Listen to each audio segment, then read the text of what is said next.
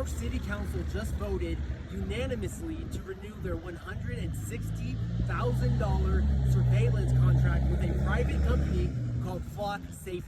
The city council chambers were packed with concerned citizens, standing room only, yet they didn't let a single person give public comments until after the decision was already finalized. They filled the room. They still weren't allowed to speak. It doesn't matter which side you're on. That's not how local government is supposed to work. Flock cameras read every single license plate that passes. They log where you were and when. And they build a database of your movements. No warrant, no notice. And that's not a conspiracy theory. That's their own marketing. We hear constantly about how these are only license plate readers, but their own website claims that they do so much more. Instead of identifying a vehicle once, these cameras build a searchable database of where you've been for the last weeks, months, or even years, regardless of whether or not that person has ever been accused or suspected of committing a crime.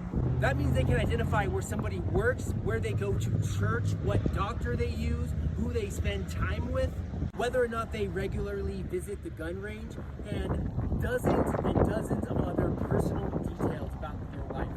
The concern has never been that police are able to locate suspects.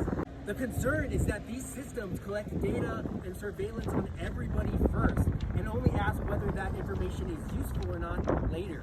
And police departments across the country have been caught sharing this data with federal agencies and outside police departments, sometimes without the city who's sharing that data even knowing about it. And now the company is even planning to plug in its data to commercial data brokers that offer services like People Lookup. Congress banned the government from building these kinds of files on innocent people decades ago, after it discovered certain federal agencies doing so, but private data brokers do essentially the same thing. And then when law enforcement becomes customers of those private data brokers, it allows them to effectively skirt the law. A proposal called the Fourth Amendment is Not for Sale Act that would have banned this was passed by the U.S. House of Representatives in 2024, but it was blocked by the Senate. A police department in Lexana, Kansas, used these Flock cameras to surveil and harass a citizen that wrote a op-ed critical of that police department. And this is just one example of the type of abuse mass surveillance systems like these can be used for.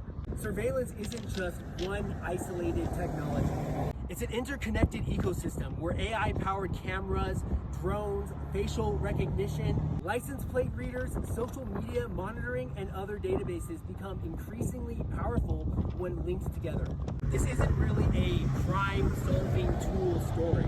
It's a story about who these surveillance technologies actually serve. And we should be very concerned with a legislature and a presidential administration that has shown itself so incredibly willing to sell out to big tech. If they cannot even stand up for our air and our water, then we cannot expect them to stand up for our privacy. And opposition has come from people with very different political ideologies who all recognize that giving the government this type of mass surveillance tool comes with an enormous risk. But Flock, like so many other corporations, spends real money making sure that our city council stays friendly.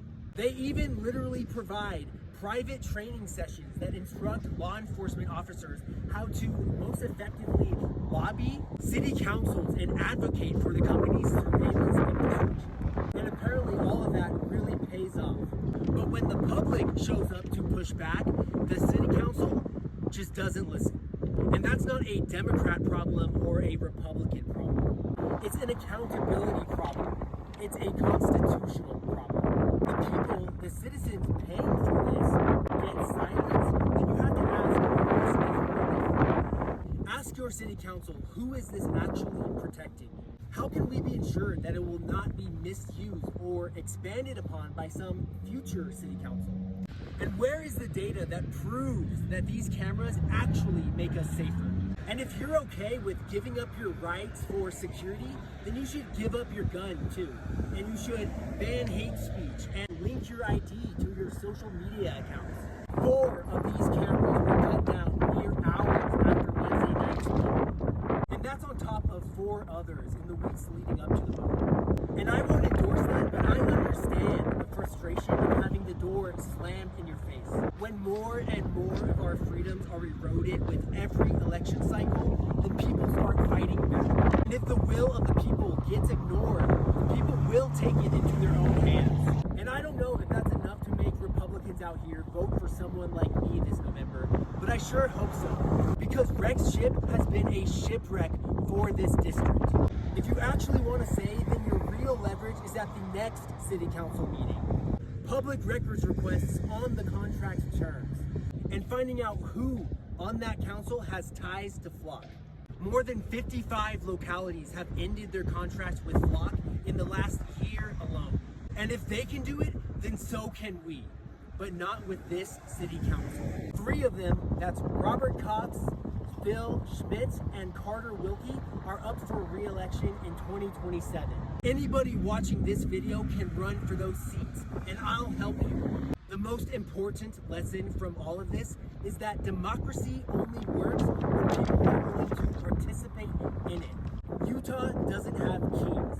America doesn't have kings. And we don't want techno-economist overlords either. Every city council member, every county commissioner, every mayor, every sheriff, every state legislator, every congressperson, and even the president themselves ultimately answers to us, we the people. The contracts are approved by elected officials. The budgets are approved by elected officials. And the policies governing how these technologies are used are written by elected officials like my opponent, Rex Shipp. I know I'm not your typical conservative. I don't like Trump.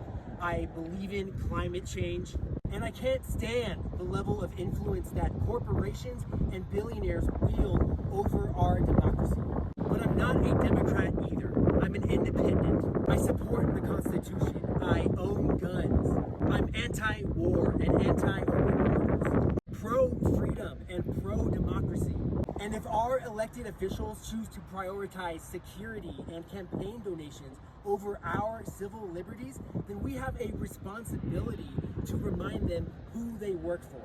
55 cities around the country have terminated their relationship with Flock this year alone. Our own city council was forced to adopt new oversight measures that they didn't want and weren't there before, because people like us took a stand. This proves that ordinary people still have the power to influence public policy.